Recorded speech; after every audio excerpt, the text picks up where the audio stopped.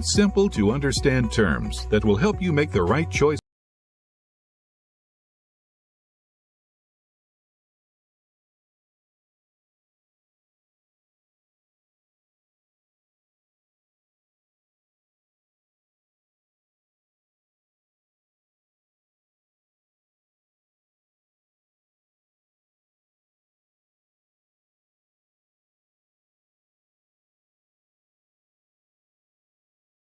Five nine eight.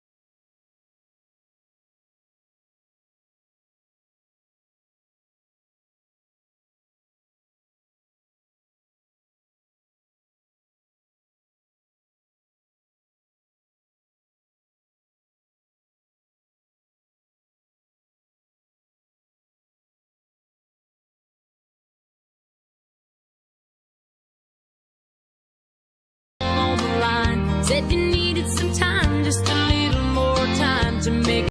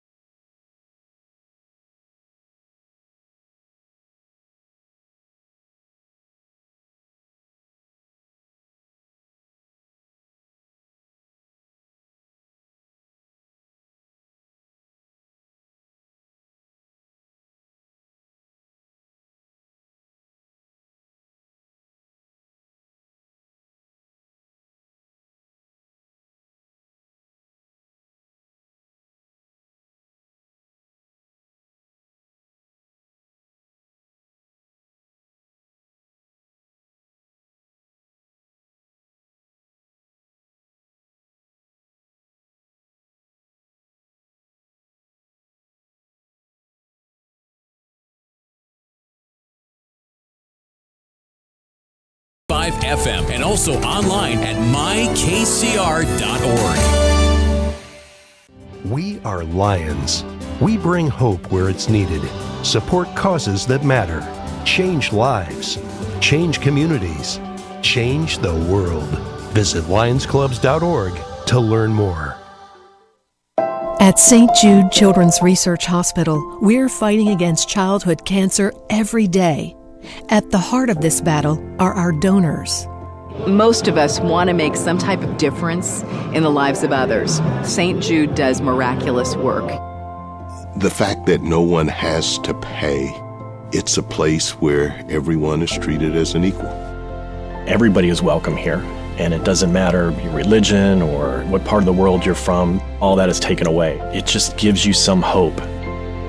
It's just a nice feeling to put your energy into something that really does genuinely make a difference in a child's life.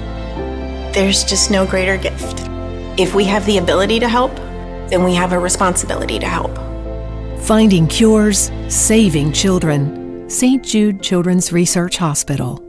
Find out how you can help at stjude.org. Introducing the YMCA. Sure, you know the Y for a swim or a game of hoops, but we're more than that. We're a cause. When you take a jump shot at the Y, someone else is getting job training. Practice yoga as a team practices her leadership skills. We give people of all ages, incomes, and backgrounds a chance to learn, grow, and thrive. So while you might think of the Y as the place for lifting weights, we're also about lifting entire communities. That's the Y. We're so much more. Visit ymca.net/more.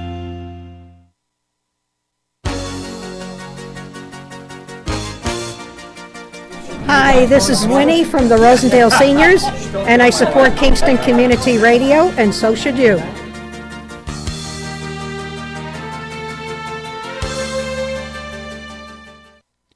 This portion of Kingston Community Radio is brought to you by Ulster Savings Bank. Visit their newest branch, conveniently located at the Ulster Commons Plaza in Lake Katrine.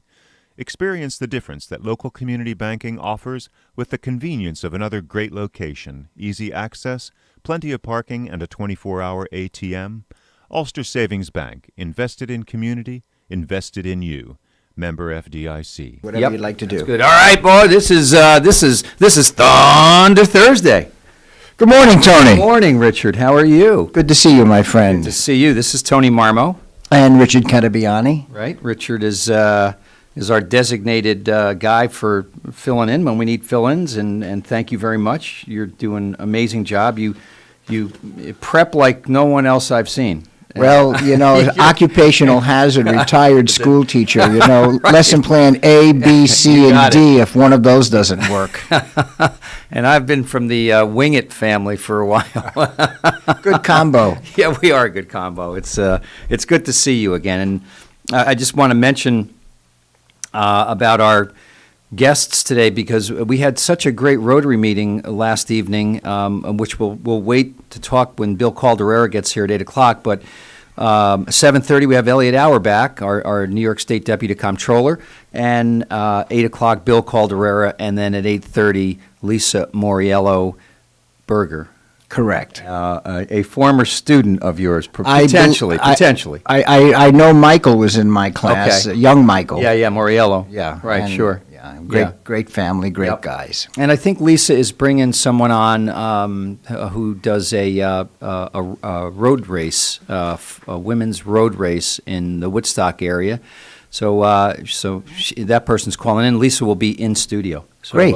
Can't wait to see her. But just briefly about last evening, this was the Kingston Rotary Club that had essentially a bring a guest or a meet and greet or invite a friend to learn about Rotary. Mm-hmm. Magnificent. It was great fun. It was. I was blown away, as was Matt Eiler, the assistant governor, by the turnout. There were 36 people in the room, and 14 of them were visitors, guests, and we and one of them was going to be a speaker at our very next virtual meeting. Great. Ellen Messer. Oh, I know Ellen well for a long time. Great gal. And you revealed last night that that's how you became a Rotarian, by having. Yeah, I was invited to speak by Dan Lack, who's since retired and moved down to Florida, and I was in the room and had a great time and came back, and a month later I joined. It's our blessing. And that was 14 years ago, by the way. And you're going to be president of the Kingston Rotary starting on July 1st. Okay. Thank you. You picked the short straw. Did I know that? Did you pick the short straw? Right. Yeah, Calderera didn't say, this is a one-term deal. Many, there are presidents in the district that do more than one term, and there's a little bit of theory to that of you're just kind of learning the ropes, and then the second year, but it's a big commitment.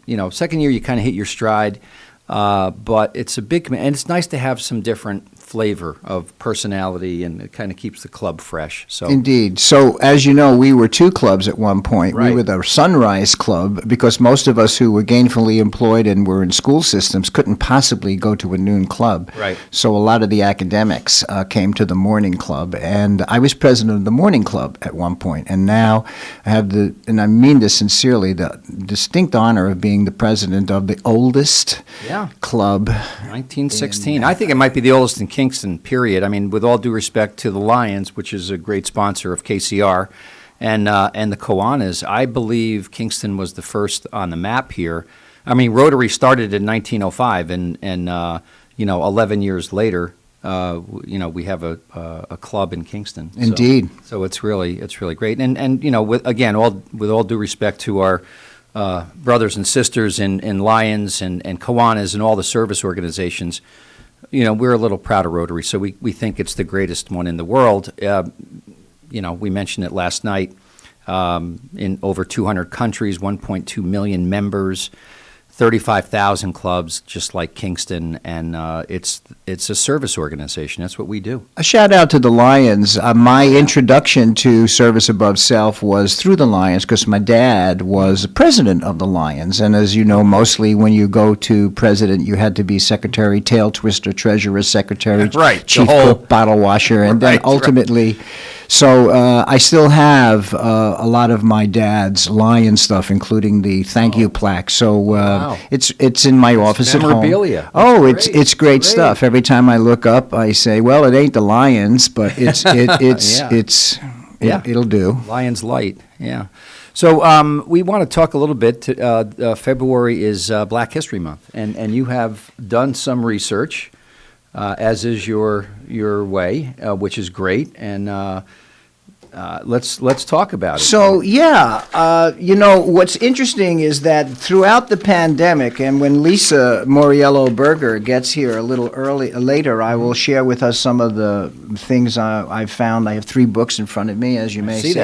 I see so that. My wife Catherine and I are during the pandemic. We decided to tour Kingston. We walked everywhere. We have these books, so every week we would look at a building and we would study it and we would learn about it. And the other day, maybe a week or so ago, we were driving on South Wall Street, also known as Wilbur Avenue, and we saw very fleetingly out of the corner of our eye a cemetery. Mm-hmm. And then we went up to the cemetery and we found out it is called Mount Zion African American Burial Ground. Oh, wow. And it is a remarkable place.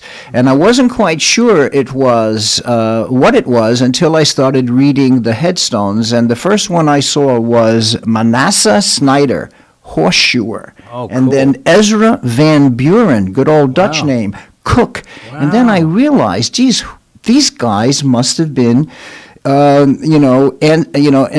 auxiliary troops, and they were the 20th Regiment. Wow. It's called the U.S. Civil War and World War I.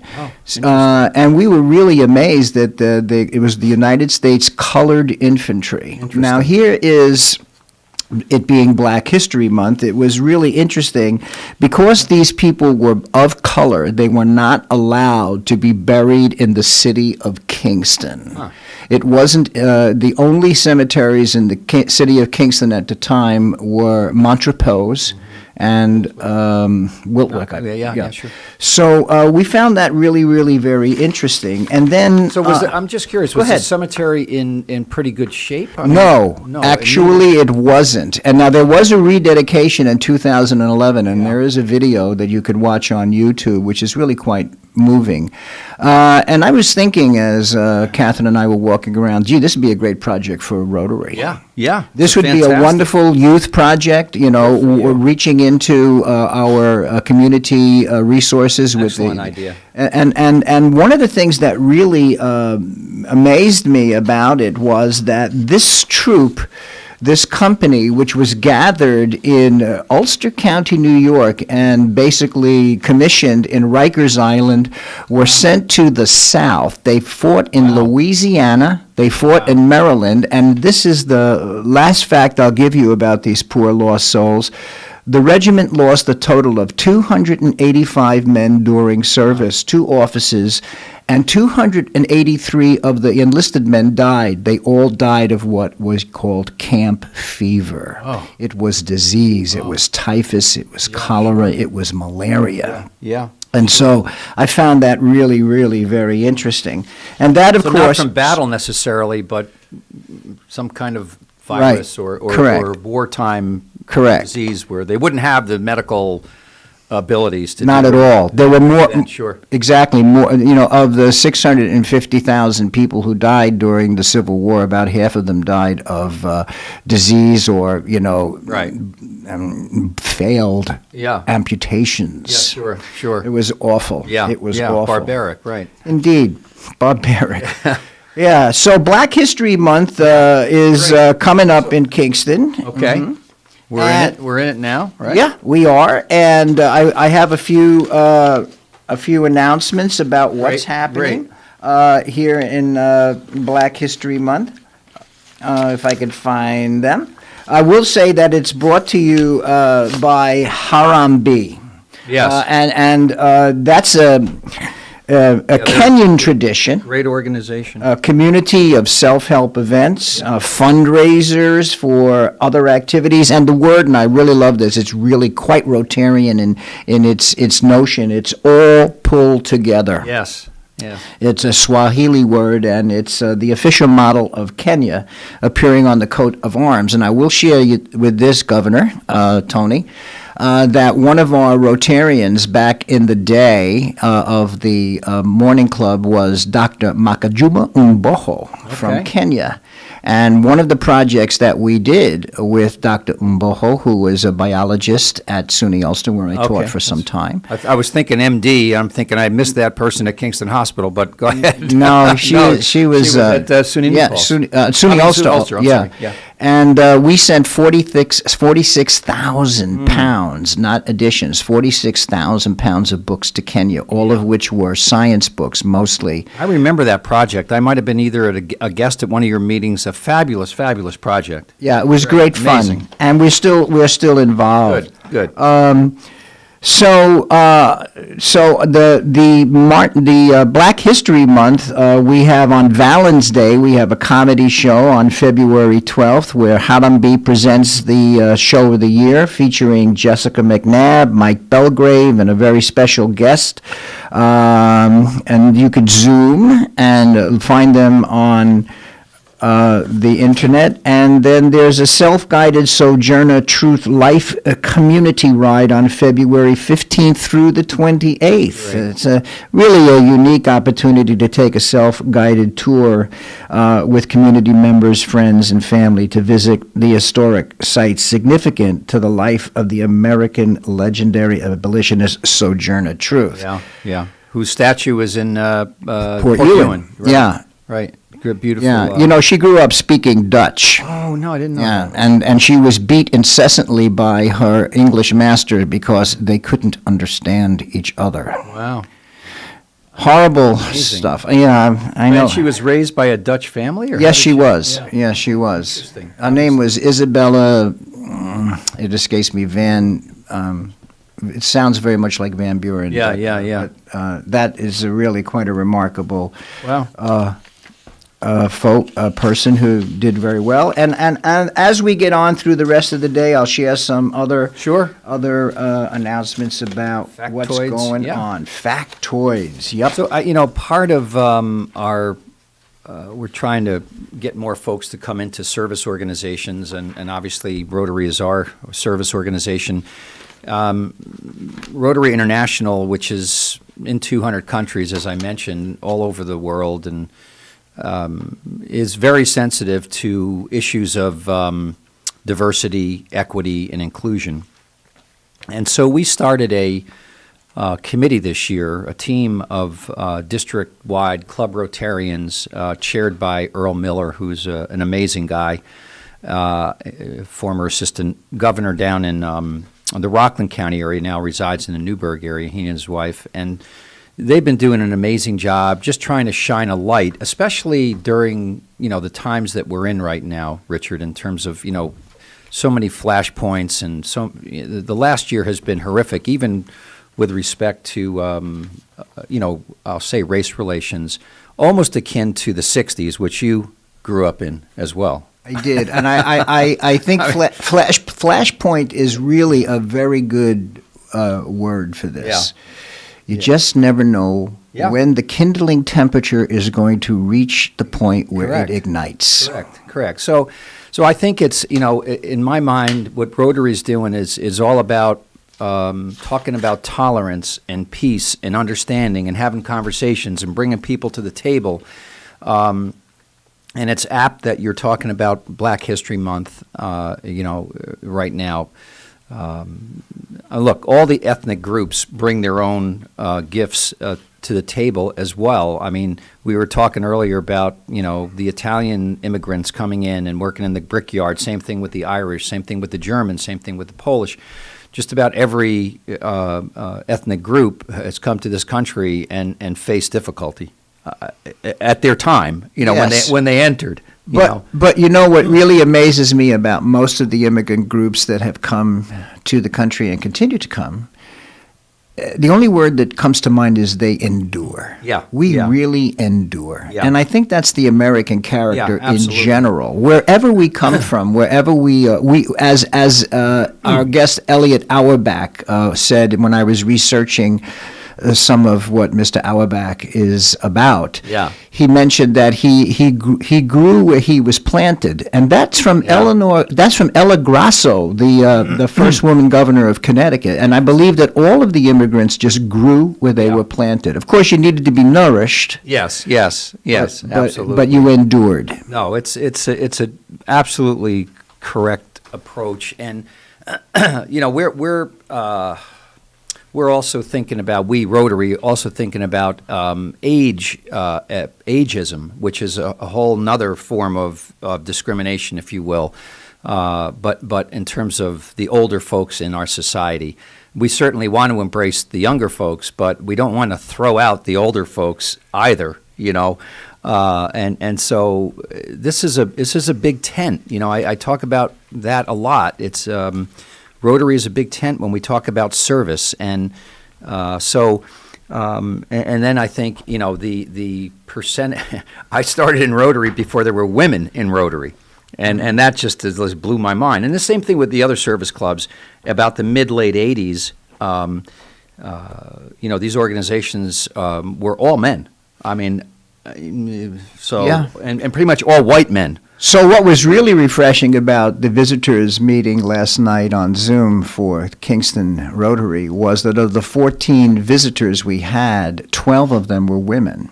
Yeah, that's amazing. That's great. Very accomplished women. Yes. I mean, really quite remarkable. Yes. And in 1988, that's when Rotary admitted women. Right. And it's been uphill ever since then, quite honestly. Yeah, but it's been the best thing that's ever happened. And by the way, only through the Supreme Court did that happen.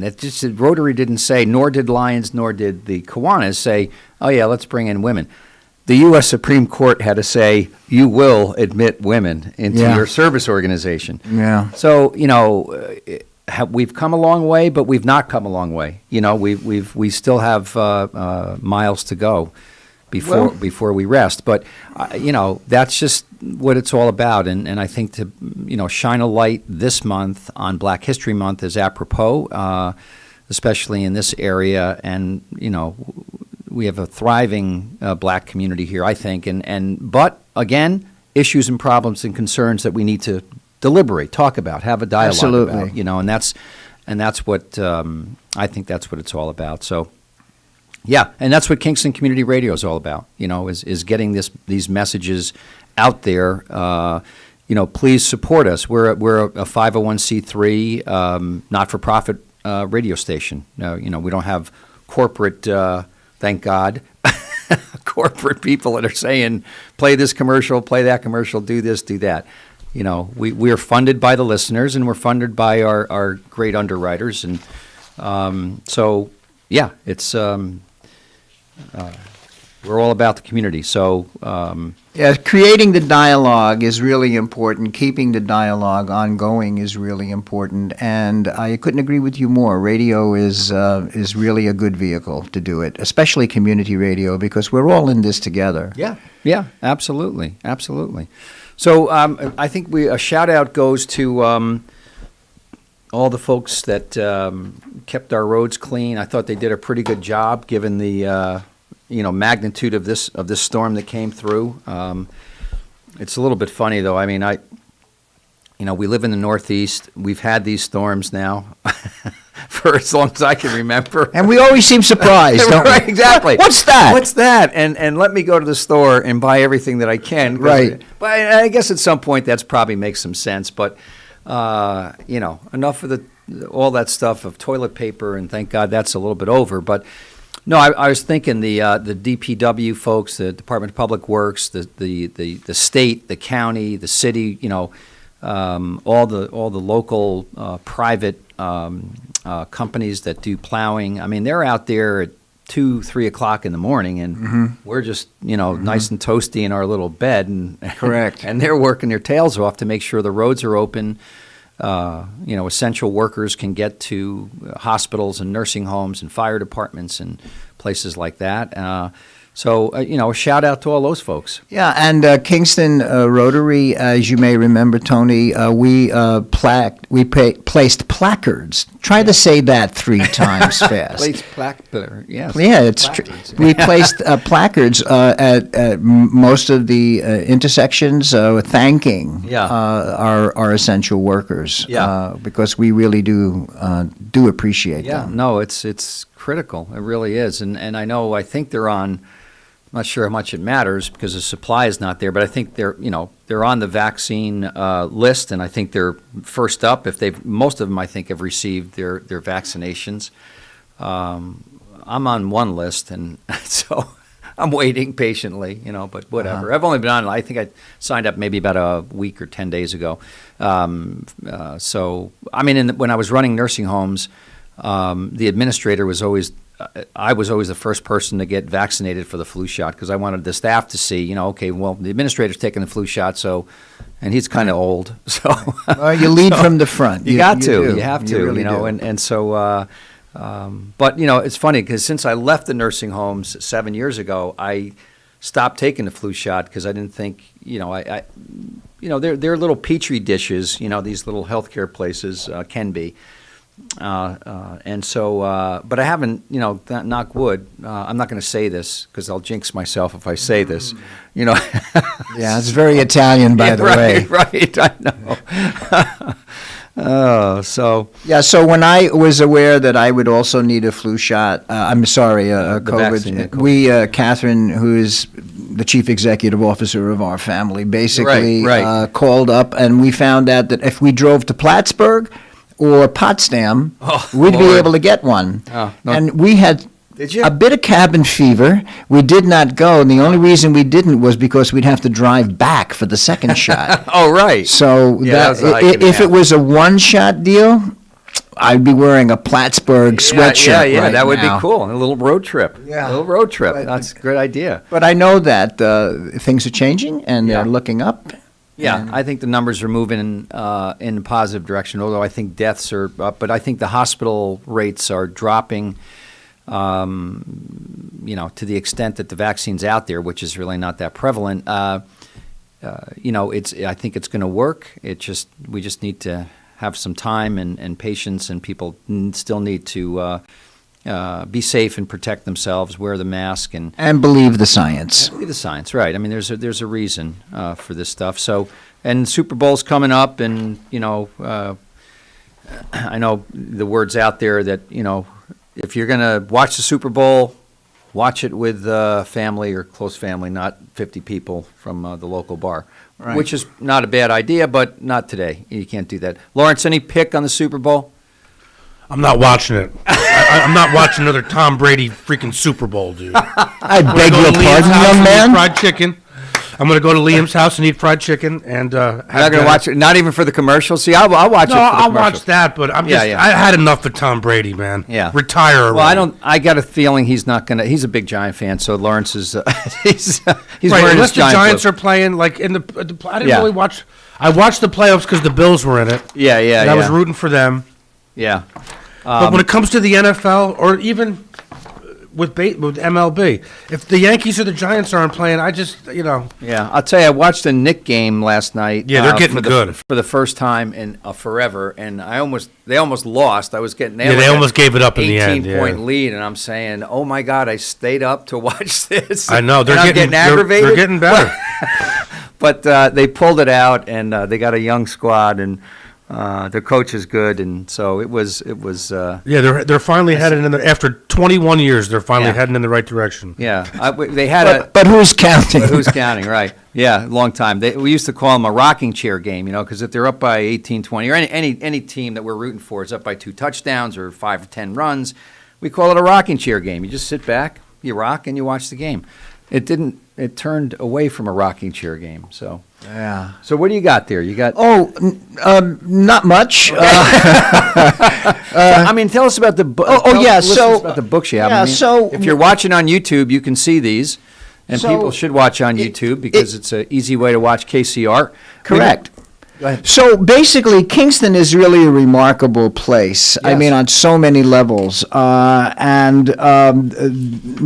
William Rhodes, who is a professor emeritus of archaeology and architecture at SUNY New Paltz, wrote a couple of books. One is called An Architectural History and Guide of the City of Kingston. As you can see, it's rather dog-eared because it's a work. I mean, it's an actual text. Yeah. And then we have Ulster County, New York, The Architectural History and Guide, and it is also quite remarkable with all photographs and of buildings that used to be and now no longer are. Then my personal favorite, because it's really right here at home, is The Street That Built the City by Lowell Thing, McEntee's Chestnut Street, Kingston, and the Rise of New York. And as you may remember, last night when I was speaking a wee bit about the history of the Kingston Rotary, one of the most famous Rotarians, Kingston Rotarians, is a guy named Arthur Frederick Sheldon, who started the correspondence course notion in the country and actually had quite an impact on the development of business ethics in the 20th century, lived at 195 West Chestnut Street with his lovely wife, Anna Loughran, and Griffin as well. So it's really... on the Rondout side? Is that a deal? No, it's on the Kingston side. It's on the... No, because we have a place in 214 West Chestnut Street, which used to be the old number 2 school building, now converted to condos. So it must be on the other side of the, because those are if the 4s are on the, I say the Rondout Creek side, and then the other side of West Chestnut Street is probably where there's magnificent houses. Magnificent houses, old sea captains. You know, when you think of Kingston, New York, you don't think of a sea captain, but in fact, geez Louise, man, we had some folks who were whaling back in the day, you know, so really quite remarkable. We'll see if we can get him in. Tim Feeney, who was the CEO of Feeney Enterprises, talk about the history of the tugboats. That would be really cool. Absolutely, and there's a big chapter here about the Feeney family in general. Kidding. Yeah, okay. And Mr. Cornell and Kuykendall, his son-in-law, and the tugboats and railroads and. Yeah, Kingston does have an amazing history. I mean, I think Newburgh and Poughkeepsie do as well, but because Kingston was the first capital, I think we have a little bit higher notch up, don't you? Yeah. We have the architecture. Yeah. I remember, though, I will say something, that when we were first coming up to the country from Brooklyn for our summers, when I first went to Newburgh, I'd never seen a street so wide and broad. And then you would drive down this magnificent street, and you'd get on the ferry boat, and you'd chug across the river to Beacon. Yeah. And it was another world. Someone must have invented that word from that street, Broadway. I would think so. I'm going to go out on a limb here. As opposed to Narrowsburg. Yeah, that's good. Yeah. Oh, it's all. I wonder if there is a Broadway in Narrowsburg, though. I don't know. That's a very good question. Sounds like a Rotary project to me. Right. Well, it's all good.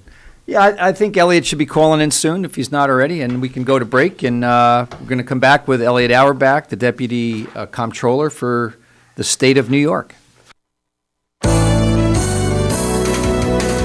You're listening to Kingston Community Radio on WGHQ Kingston.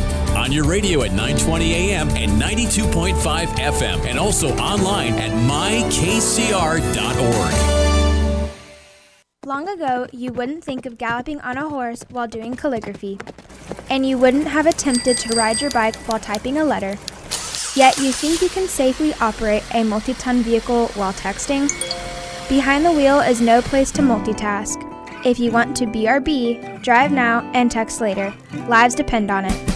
Visit StopTextStopWrecks.org, a message brought to you by the National Highway Traffic Safety Administration, Project Yellow Light, Noise, and the Ad Council. 100 years ago, there were 100,000 tigers in the wild. Today, there are as few as 3,200. The Earth's wild animals can't speak up when they need help, but we can. Be the voice for those who have no voice. Visit worldwildlife.org. Question: what will you find on all over-the-counter or OTC medicine packages to help you choose the right drug and use it safely? The answer: the drug facts label. This label lists the medicine's active ingredients and purpose, how much to take, and warnings you should know before using it. Remember, even OTC medicines you buy without a prescription can cause side effects you don't want. So follow the information listed on the drug facts label. For more information, visit fda.gov/drug facts label. A message from the U.S. Food and Drug Administration. Hi, I'm Steve Thomas for Habitat for Humanity Restore. Habitat Restores are nonprofit home improvement stores and donation centers that sell new and gently used furniture, building materials, and appliances to the public at a fraction of the retail cost. The Ulster County Restore at 406 Route 28 in Kingston needs your donations. Call our hotline at 845-853-7499 to schedule your free pickup. And thanks.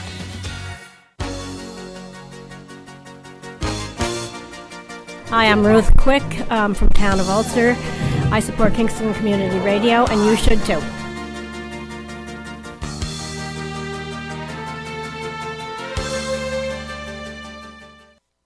This portion of Kingston Community Radio is brought to you by Ulster Savings Bank. Visit their newest branch, conveniently located at the Ulster Commons Plaza in Lake Katrine. Experience the difference that local community banking offers with the convenience of another great location, easy access, plenty of parking, and a 24-hour ATM. Ulster Savings Bank, invested in community, invested in you.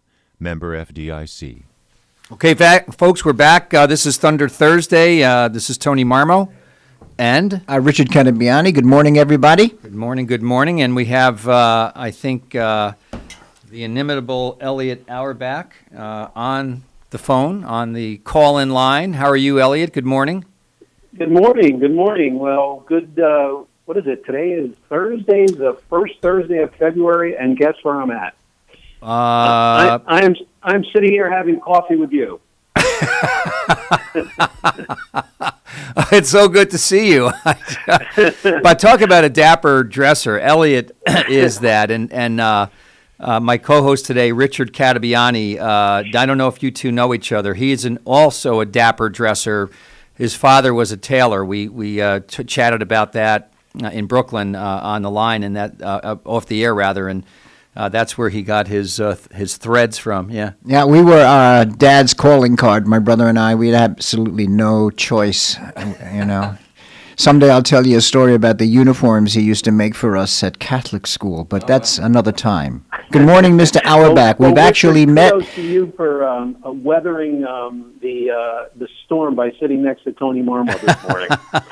It's okay. It's okay. He's got his raincoat on and an umbrella. I don't know if Tony's dubbed you with one of his pet names, you know, like Zoom or Crash or Boom or Doom or whatever. No. But he has a tendency of tagging a moniker to people, so look out. Yeah, I look forward to it. Yeah, we haven't done that. I would have to be like the Professor and Mary Ann or something. Well, you know, Richard is retired professor from SUNY Ulster, and also many years, 30 or so at New Paltz. Yes, school. Indeed. Well, I'm a big fan. I am a big fan of the SUNY system, and I will tell you that Ulster County should be very, very proud because the chancellor of the SUNY system is an Ulster County boy. So he carries the flag of Ulster County with him wherever he goes throughout the state. Who is that, Elliot? That's James Malatras, new chancellor of the SUNY system, and an Ellenville High School graduate. What? Yep. You got to be kidding me. And most recent, sorry, go ahead.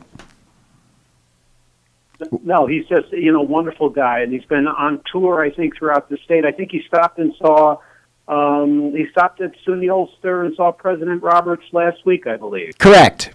He was there, indeed. Yep. Very exciting. Very exciting. Richard, so not only am I a fan of the SUNY system because of him, but I'm also a fan of the SUNY system because I'm a parent who suffered from maltuition with 3 kids going to school at the same time. So I love my SUNY tuition bills too. So that's another story. Yeah, so what's really good about SUNY Ulster in many, many ways is that if you can get all of your general requirements out of the way in your first 2 years at SUNY Ulster. So if you decide to transfer to another SUNY school, of which there are 64, you can basically get right to what you really like to do in your junior and senior years, having gotten all your requirements out of the way. For about a third of the cost of a regular SUNY school, and other private schools are, astronomical. So you can get an awful lot of bang for your buck at the excellent community college.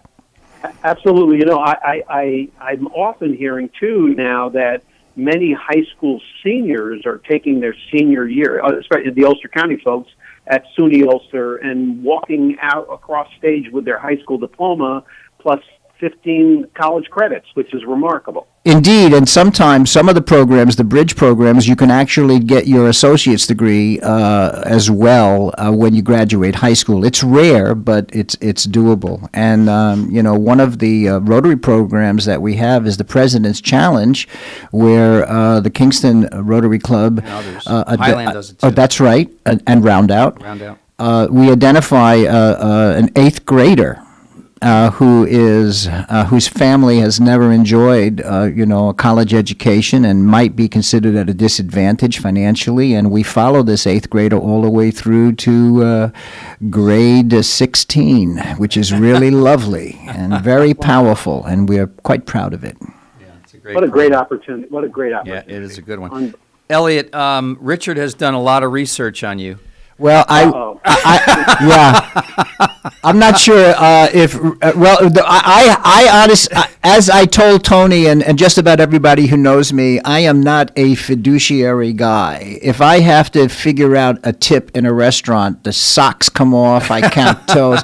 So I had smoke. Yeah, I mean, I know what I can do and I know what I can't, and I think that's one of the benefits of being a grown-up. You basically know you can't do this, so have someone else do it. So I didn't know what a comptroller was, and I didn't know what a controller was, and now I do, but I'm going to let you talk about it.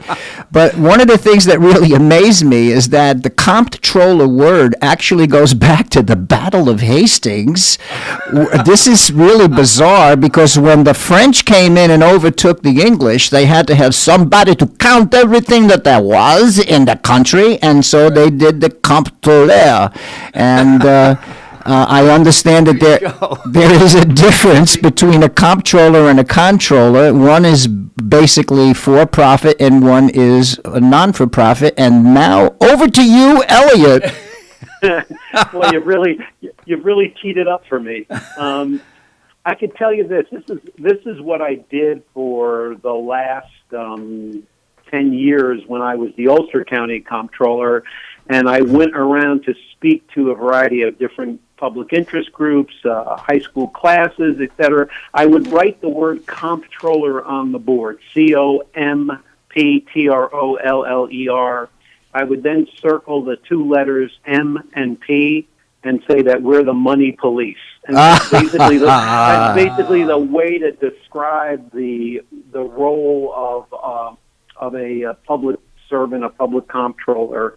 And, the interesting thing, and I had a radio interview yesterday on the Capitol Press Room, and we were talking about how some people perceive folks who are in the auditing world or the comptroller world as bean counters. And the host of the show said, well, you take out your slide rule. And I told him that I don't have a pocket protector. So we're trying to change the image of that, and at our level on what we do at the state and who I work for, which is Controller Tom DiNapoli, we find ourselves to be really out working with local governments as their partner to ensure their fiscal integrity. We work with 550 villages, 930-something towns, 62 counties and cities, all of the school districts, almost 700 of them, all of the fire districts, and all of the justice courts. So we're partners with local government to ensure, as I like to say, that they're effective and economical. So that's really our role. It's really daunting when you think of it for somebody like me. And I'm looking at a quote that you're attributed to having said, and it says, and this is when you were a decade at Ulster County. It has been a wonderful decade of being Ulster County Comptroller. I gained a newfound appreciation for what it takes to run county government, and here's the point, what it's like to have 180,000 bosses. Can you talk a little bit more about that, Elliot, please? You don't get the softball questions like from me, like, hey, what he's done research on you.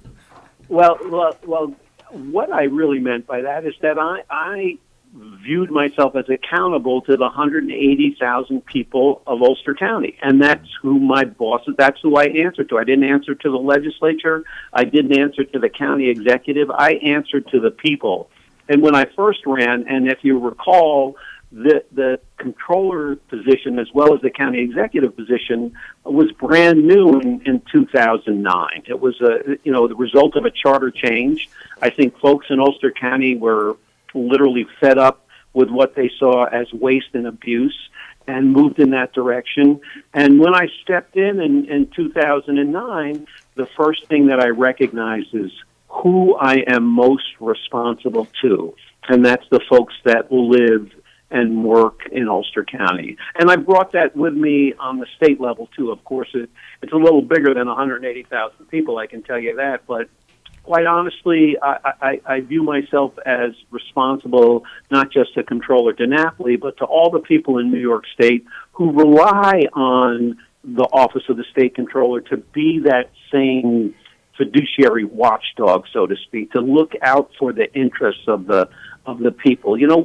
I can tell you that, right now we're going through the budget process at the state level. And I can tell you that there's many moving parts to that. Yeah. During this year especially, Elliot, right? During this year with the pandemic? I'm sorry? I'm sorry, yeah. During the pandemic, I'm sure, because of the pandemic, the budget process is going to be even more difficult.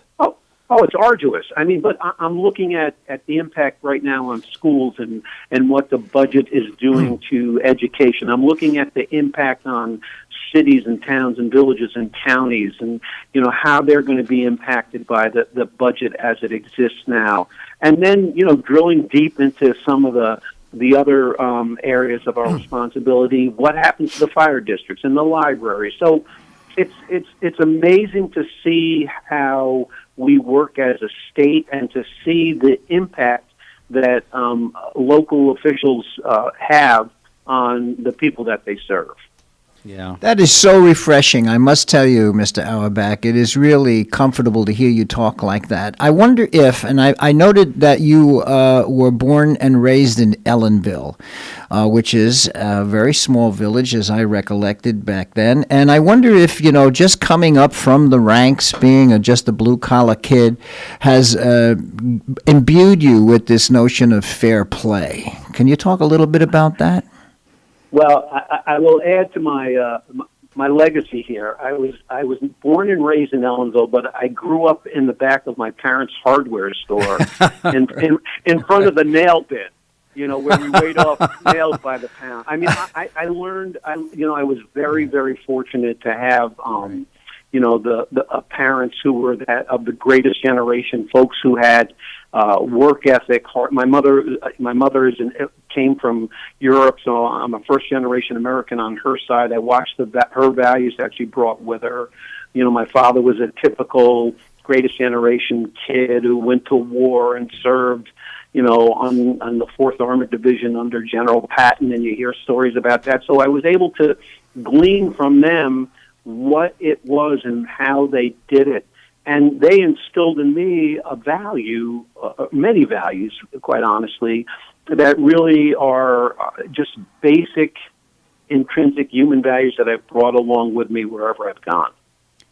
Well, once again, I can really relate on a personal level because, as I was sharing with Tony, I grew up in Brooklyn, New York, above my father's tailor shop, 4.5 rooms, next to a mobile gas station, and everything was. We could always tell how well the store was doing by what we ate at night. If there was meat on the plate, Dad did well. If it was sausage, if it was peppers and eggs, it was not so much. Still delicious, but you could basically gauge your father's, income for the day. And I do really think that your upbringing and folks like us do appreciate, the dollar. And so when you are watching out for all of your constituents' money, that is just downright admirable.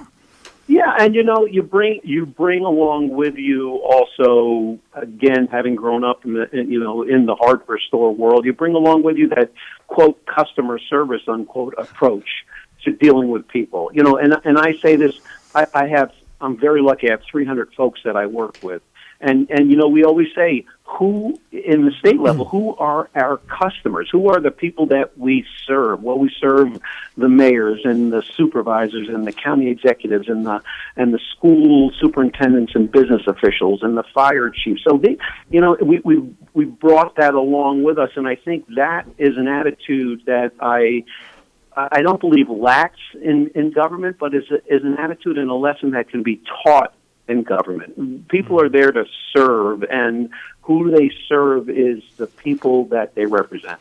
Elliot, speaking of that, your boss is a hard-working guy, New York State Comptroller Tom DiNapoli. What's he up to these days? Well, he is traveling the state both virtually and physically, I may add.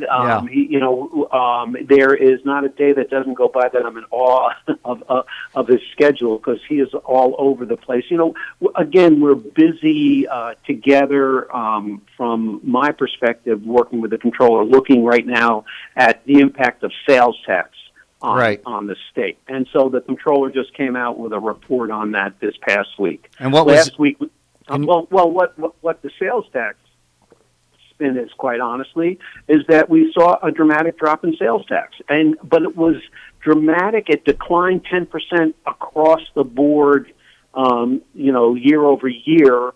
But it's interesting because we've seen these little bubbles in areas where sales tax collection has actually increased.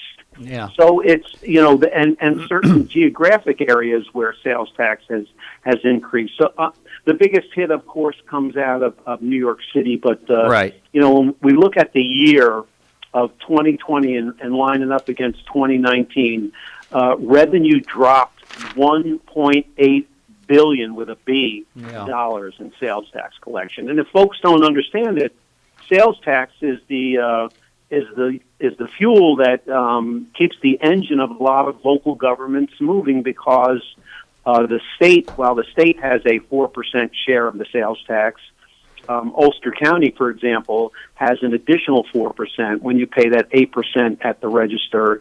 And out of the 4% that Ulster County keeps, they take a portion of that and disperse that amongst the 20 towns and the city of Kingston. So it's spread around. So when sales tax drops, there's a real everybody suffers. Trickle-down impact there. And, I guess the question is, have we hit rock bottom and we've been coming back up, right? I mean, it's, I think maybe the third quarter of 2020, maybe it's coming back. I mean, is that what it feels like it is, from my perspective in the jobs world? I'm sorry, I'm a rose-colored optimist, Tony, but I am seeing, factually that it is starting to percolate up. So what we've been doing, what my team's been doing of late is we've been traveling the state talking to local elected officials region by region to see how they've pivoted and adapted during the course of the pandemic. We call it COVID case studies. Right. And we're just amazed to see how not only have the municipalities themselves been able to be stabilized, but they've been innovative and using skills to bring back the economy in their communities. You know, whether it's a loan or a grant out of their industrial development agency or their local development corporation or whatever they can do. So yeah, there's a bubbling up. Look, there's been some sharp declines in areas. I don't have to tell you. You read about it every week. But I remain cautiously optimistic. Yeah. One of our guests later on, Lisa Berger, whom you know well, is love Lisa. Yes. Going to be talking about the impact on tourism and hospitality, and so yeah, it's probably been the sector most affected, I would think, but I maybe could be wrong about that. But anything to do with restaurants and hospitalities have been hit pretty hard. Yeah. You know, look, we've lived through earth-shattering events like this in the past. I mean, it may not be as extensive as what we're living through right now, but we've come out the other end. You know, right. And from a financial standpoint, we look at the post 9/11, we look at the downturn, the bubble burst in 2008, 2009, and we've watched what happened then, and then watched the recovery. Yeah, we will be a changed world, and there's no question about it. I had a discussion yesterday with a vice president of a major bank, and they're talking about reconfiguring their business model, as many of us are. I mean, most of my 300 folks are working remotely from home, so that's a whole change of what we did 10 months ago or 12 months ago. So yeah, there's opportunity there, Tony. I don't have to tell you that. I'm watching more of a windshield survey on a local level as I travel down the 209 corridor to head off to Albany. Yeah. I'm watching a lot of properties changing hands. I'm seeing a lot of new faces at the grocery store. I'm seeing folks who are moving out of the city, are migrating out of the city and coming up to this area, who are looking to plant their flag permanently, not just be weekenders, because now they can telecommute and they can enjoy what we have always known, which is the best kept secret probably in New York State, that how great Ulster County is. Not so much anymore. Not so much of a secret. I heard the other day the term Kerhamptons, which I found really quite remarkable. Yeah, it's a good one. Yeah, that's Kerhonkson, and if you knew Kerhonkson before it became Shishi, you would chuckle, because but if you drive around Kerhonkson, town of Rochester, supervisor Mike Batten, who's done some amazing things there, you drive through there, you can witness the change. It's the boonies back there. I've seen farms change hands. I've seen big properties change hands. Very exciting. I think that there's some statistics out there based on voter registration to see where people are migrating from, and I believe in Ulster County, a majority of the migration is coming out of Kings County, which is Brooklyn. Yep. So very interesting to see. But then New York City looks like a Will Smith movie where he's driving around with the dog that maybe got infected by a dead person. I don't know. New York City will bounce back too. It may not be the New York City that we've known, but it will bounce back. But look, again, we need to embrace this as an opportunity. Yes. I can tell you this.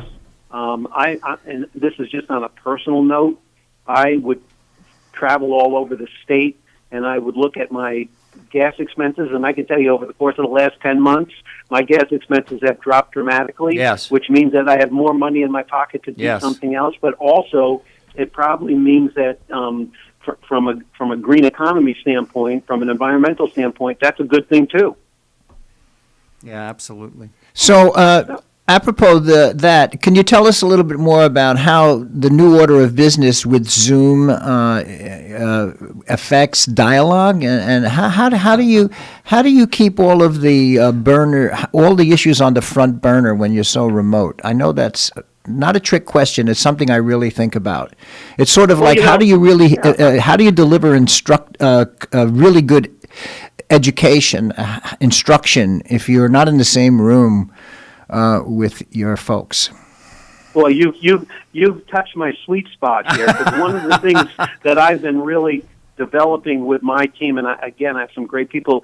First of all, we do a local officials training program, which is remote, which is through either WebEx or Zoom or Microsoft Teams. We're doing an accounting school next week, as a matter of fact, for newly elected people. So it's almost become that much easier, that much seamless when you can use technology, so that I'm not having to draw people from across the state into a specific room. I can touch them all at once using technology. So that's been wonderful. From an interactive level with folks that I work with, we can pull a meeting together in 5 minutes via Microsoft Teams, not have to worry about booking a room, not have to worry about, getting people traveling in a car. So that has a dramatic advantage too. I do miss the face-to-face. I do miss the personal. Tony and I are huggers. You're handshakers. Right. You love to be in a room with people. There's an energy there, and I miss that part of it, as I think most of my folks do too. But also from the other side of it is, I use the overused word right now, pivot. We've been able to pivot pretty quickly, and we've been able to do it very effectively. What I'm finding out, and I'm thinking that you're going to see some academic studies about this coming out, is that people are probably working more and not less from home. I find that it's not uncommon for someone to get up in the morning, get on, especially if they have kids who are in some sort of a distance learning, get the kids set up, go back to work, and right through the day, revolve around their family, but then put the kids to bed, get back on their computer, work some more. So I think we're going to see people who have worked longer and more hours and not less hours. And the question is, this. how much of that is going to hang around once we can get back face-to-face? The 08-09 economic downturn also had a pandemic in there, not as bad as this one, the H1N1, the swine flu. And that's a good model to look at, but technology was not anywhere near what it was, 10 years ago. Right. So we had a disadvantage back then. We have an advantage now. Question is, how much of the Zoom world or the WebEx world is going to hang around when we can get back? And by the way, I've patented the look-away hug.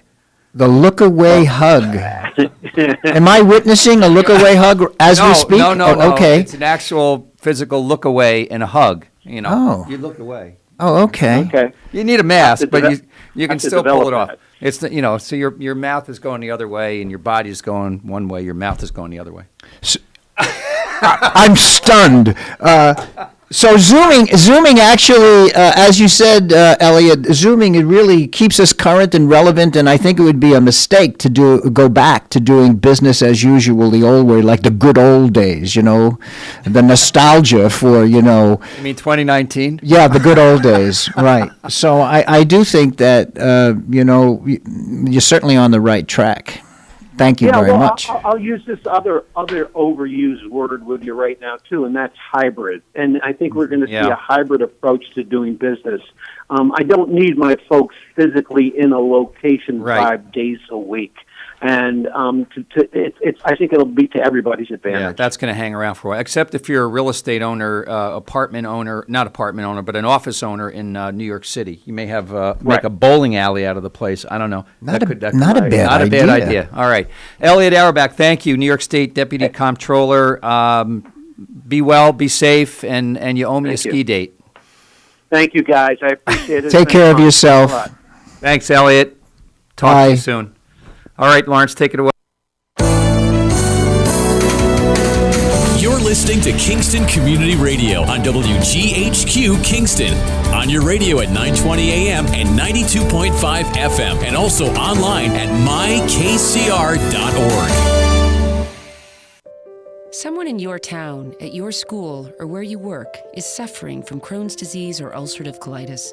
They're dealing with excruciating pain and days when they can't even get out of bed. Chances are someone you know has Crohn's or colitis. Someone like me. I'm Amy Brenneman, and I'm asking you to support the Crohn's and Colitis Foundation of America to help millions of us cope and to find cures. Visit ccfa.org today to learn more. Help someone you know get back to their lives at ccfa.org. Think fast. In the short time it takes to listen to this message, a small flame can turn into a big fire. Several minutes more, and thick, poisonous smoke may have filled your lungs and reduced your ability to respond. Give it 5, and your entire home may be filled with flames. Keep breathing. We got you. Don't let your world go up in smoke. Have working smoke alarms and practice an escape plan for you and your loved ones. Learn more at usfa.fema.gov, because fire is everyone's fight. Hi, this is Tony Marmo from Norman Staffing, and we've been bringing together employers and job seekers since 1980. If you're an employer and have job vacancies, let Norman Staffing help fill them with permanent or temporary workers. We screen, interview, and recommend the best candidates for your company. We make the employment process easier and faster for you. Please call Norman Staffing for your employment needs at 338-9111, 338-9111, or normanstaffing.com. Have you ever experienced a wish come true? For a child battling a critical illness, a wish come true can be a turning point. One song, one dance, one game, one adventure, one moment changes everything. Make-A-Wish needs your support to grant the wish of every eligible child. Visit wish.org now to help grant more life-changing wishes. Together, we can transform lives, one wish at a time.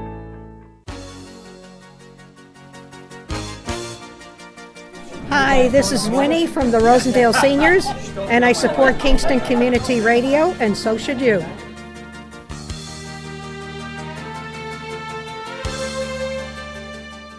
This programming is brought to you by the Friends of Kevin Cahill.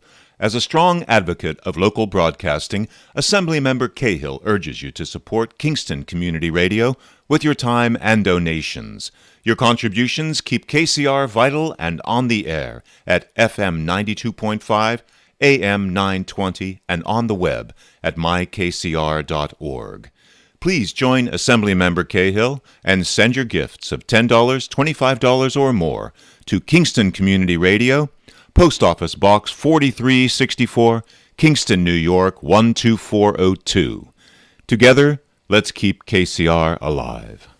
All right, folks, we're back. This is Thunder Thursday. Without the lightning. Just a little electrical storm, I think, maybe. Anyway, welcome back. This is Tony Marmo. And Richard Catabiani. Yep, and we're joined by Bill Calderera, the president and CEO of Ulster Savings Bank, and an underwriter for KCR, and the president of the Kingston Rotary, and on the Boy Scouts board, and too many, a lot of ends. But good morning, Bill. Before we get to Bill, we want to wish a happy birthday today, February 4th, to Michelle with one L, Chaskel. From your friends at People's Place. We hope you enjoy your special day. And Michelle gets to be the today's winner of the Boyce Dairy Milk House, 62 O'Neill Street. She is the solo entry today. So she is a winner of many degrees of... Slam dunk. She's a slam dunk, layup, whatever you want to call it. 6-inch putt, winner of the delicious cow pie, or famous cow pie, for February 4th. And we're going to give her a little... Congratulations, Michelle. No, that was a bad one. Here we go. All right, better. Run that back in, Congratulations, Michelle. St. Mary's in Fishkill as an altar boy. That's when you learn how to ring the bell. I have a story about that, but not today. Not on the air. All right, and we have to before we get to that, Richard, that announcement about the Monacore and Diamond Corps. I want to bring up a remembrance and condolences to the McTague family. Jody McTague was a host on this radio station, WGHQ, for a long time, and I think she might have done some time on KNY as well, Lawrence, but she's she left here and actually went to KNY. Right, and so she passed away on Friday, so last week, and she was a member of this GHQ family for many, many years, and brought many listeners to our station. And she was a person, I remember her well, who was a dogged an interviewer, almost like Richard Cantabiani. But she was amazing, and she told it like it was. Had a great personality, a great energy, and I know and she had a little bit of an accent, right? A wee accent? Did she have like a little, a bit Scottish? But she was a great radio personality in the Hudson Valley for many, many years, and our condolences go out to the family. And so if you Google her name, you might even be able to hear some of her stuff. It's really... she was on GHQ from when I was a little guy, probably until I was in my mid-20s. So she was on for quite a long time. I think she was on open mic with Sean O'Brien too. Yeah, she was. Because when when Rich Matthews and Luke Kirshner and I started with GHQ back, I think it was like 2002 or 3. She was still in the background. She was still connected. So condolences to the family. All right. I never met Miss Jody McTague, but I can tell you she sounds like a remarkable person and a great contributor to the community. So condolences to the family. A woman ahead of her time, for sure, and not afraid to appropriately say what was on her mind and appropriately have dialogue, appropriately ask questions, and bring the community together. So she was well ahead of her time. All right, and we have something's going on. Yeah, so not only is there Black History Month February, but we also have the Kingston Monica Choir and Damen Choir, the men and women's choir. This is a winter worst fest. Sounds great. W-O-R. Yes, W-U-R-S-T. FEST, and if you pre-order by Friday, February 12th, you can get a menu choice of bratwurst or vice versa, the platters with 2 wursts, the platter with 1 wurst, either $13 or $11. The meals, of course, being German, include sauerkraut, mashed potatoes, dinner roll, and dessert.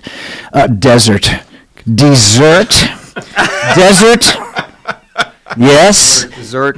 Or dessert, or, and if you want an extra verse, it's only $3 each, and of course, water and soda is $1.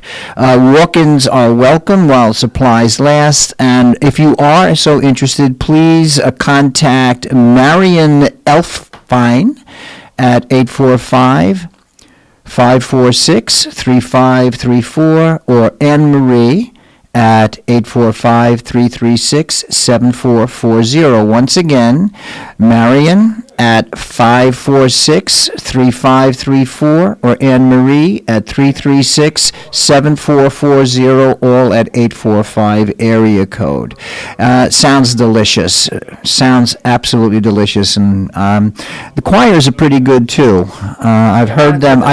They're really hardworking, well rehearsed, and truly a wonderful cultural shout out to the German immigrant community, which we were talking about a wee bit earlier. We were. They have their places on Greenkill Avenue, and before the plague, it was people would go there a lot, and even during the pandemic. But anyway, welcome, Bill Calderera. Happy to be here as always. Yeah. So.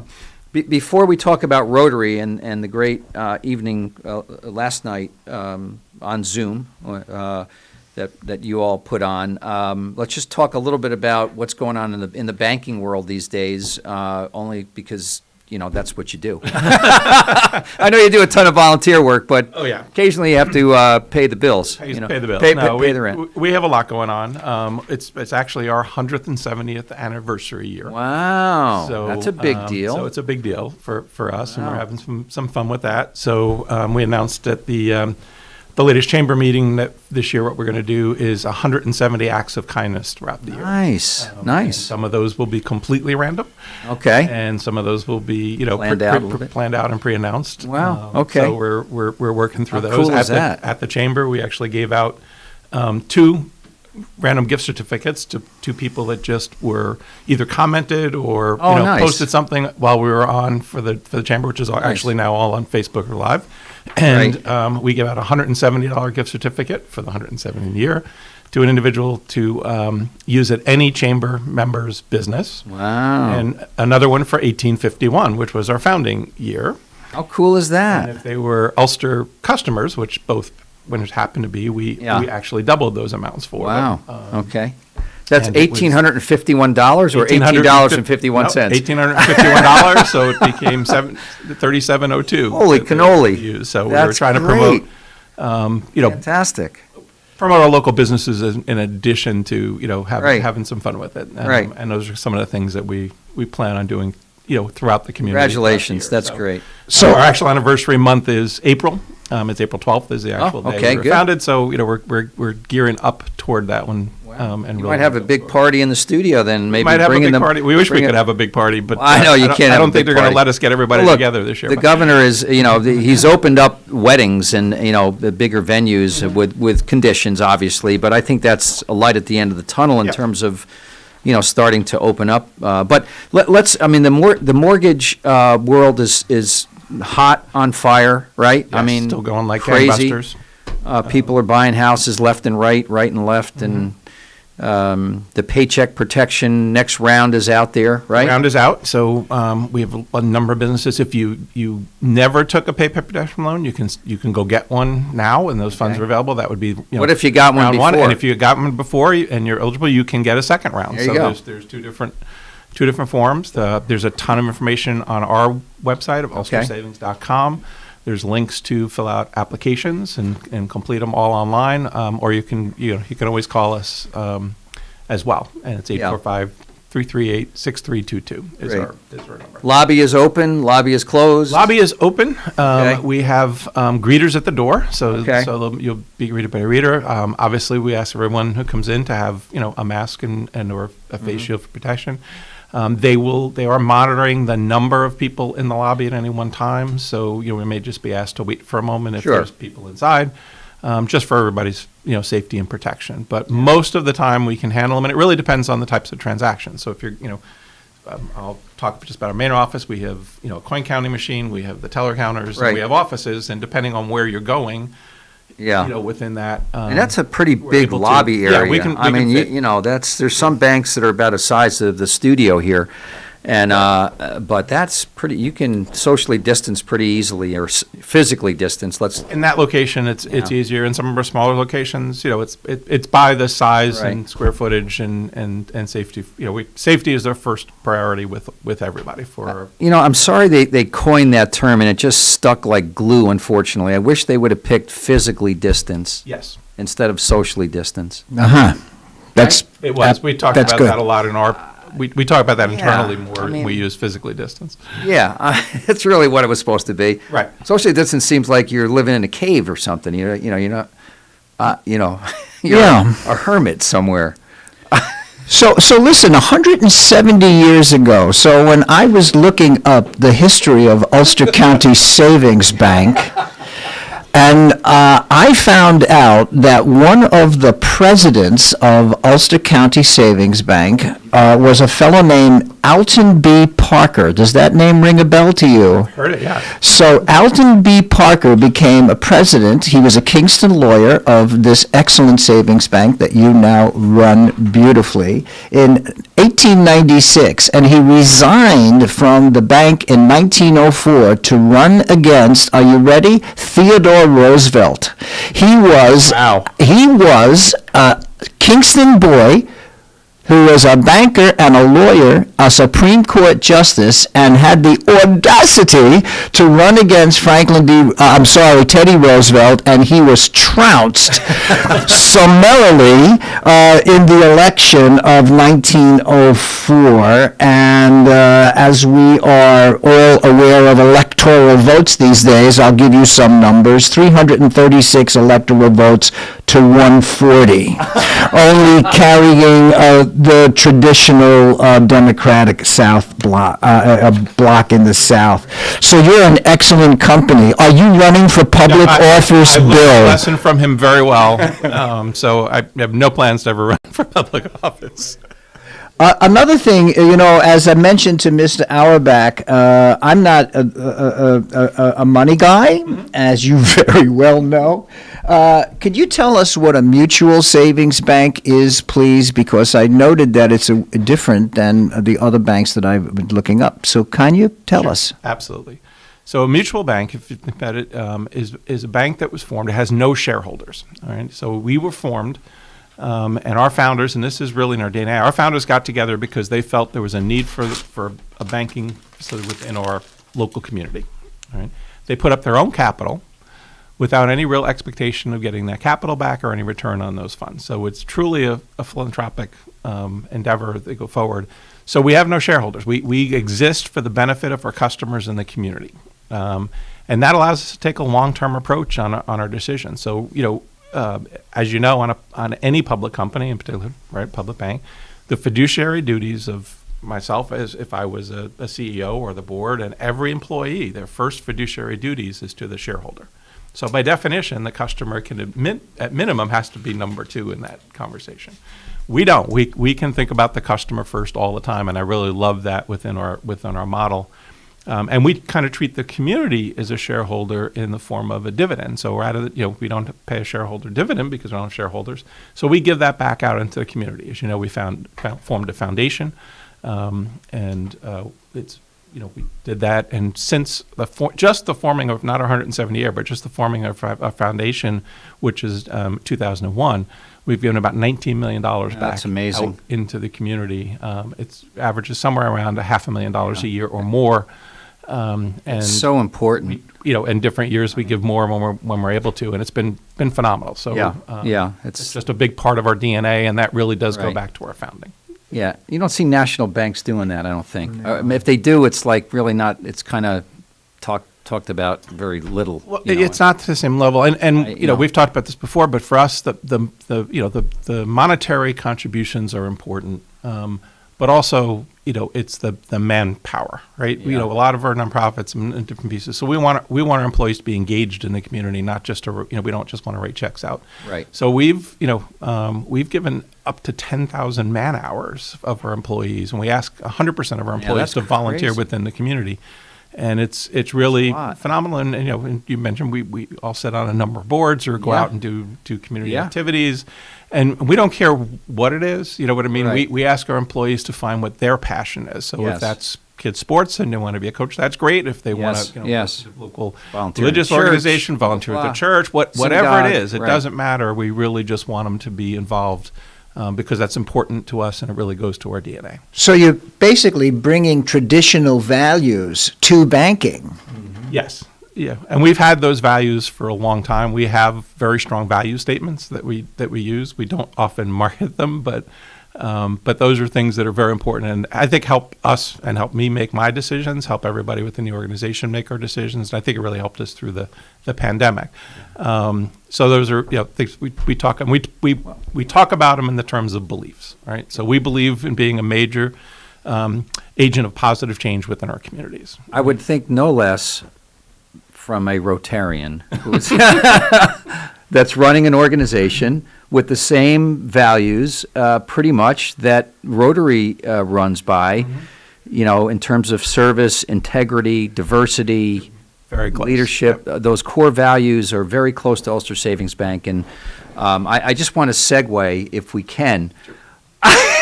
It's not one of those things you ride on or walk. I just think that I do want to comment that the market, when you say you really don't market Ulster County Savings Bank, and in effect it's what you do, not what you say, that really is your Ulster County Savings Bank is everywhere. Right. 275 corporate sponsorships. Not corporate, that's probably the wrong word, but your bank, our bank, my daughter's mortgage, a lot of money, that my son's CD, all through your excellent bank.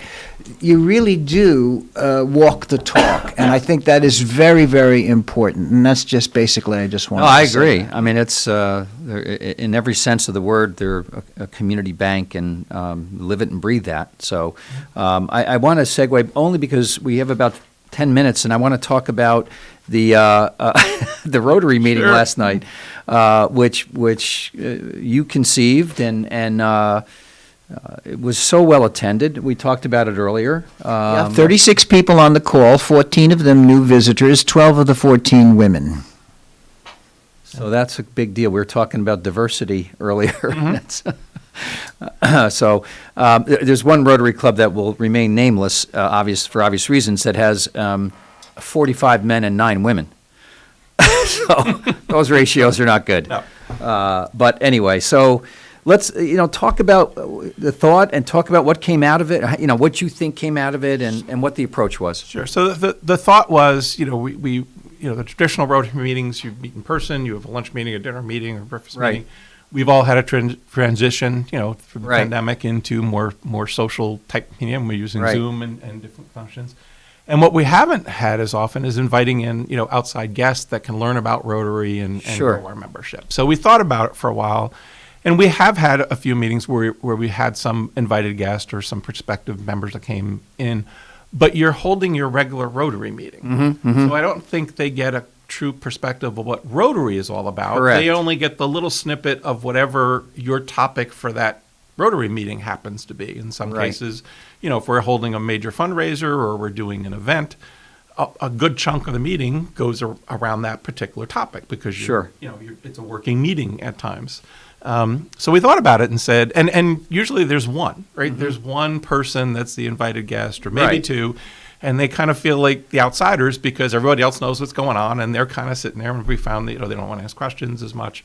So we thought about, what about just making one meeting, invite a bunch of outside guests, ask all of our members to see if they can invite one person, or at least one person or more, and gear the meeting to them, so that now they're not alone because there's a large group of them. So it's I'm not the only person here that doesn't know what's going on, and then really gear it so we don't do any part of our business meeting.